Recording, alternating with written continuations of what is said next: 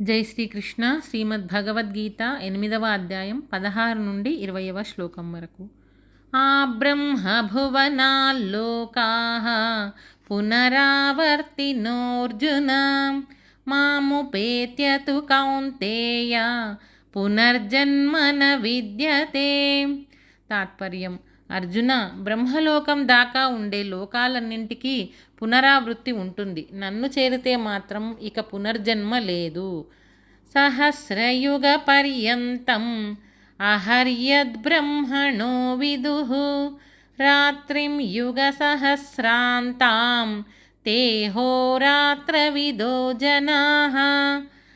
తాత్పర్యం: రాత్రింబవళ్ళు తత్వం తెలిసిన మహర్షులు విరాట్ పురుషుడికి కూడా రాత్రింబవళ్ళు ఉంటాయని, అవి మానవ కాలమానం ప్రకారం ఒక్కొక్కటి 1000 మహాయుగాలు పొడుగు ఉంటాయని తెలుసుకుంటున్నారు. అవ్యక్తాద్వ్యక్తయః సర్వాః ప్రభవంత్యహరాగమే. అవ్యక్తాద్వ్యక్తయః సర్వాః ప్రభవంత్యహరాగమే. రాత్ర్యాగమే ప్రలీయంతే తత్రైవావ్యక్తసంజ్ఞకే. తత్రైవావ్యక్తసంజ్ఞకే. తాత్పర్యం: అర్జున, హిరణ్యగర్భుడి యొక్క నిద్రావస్థారూపమైన అవ్యక్తంలో నుంచి చరాచర జీవరాశులన్నీ ఆయన యొక్క పగలు రాగానే అభివ్యక్తమవుతున్నాయి. ఆయనకు రాత్రి రాగానే మళ్ళీ ఆ అవ్యక్తంలోనే లీనమైపోతున్నాయి. హిరణ్యగర్భుడు విరాట్ పురుషుడు అనుకోవచ్చు. భూతగ్రామస్థ ఏవాయం భూత్వా భూత్వా ప్రలీయతే.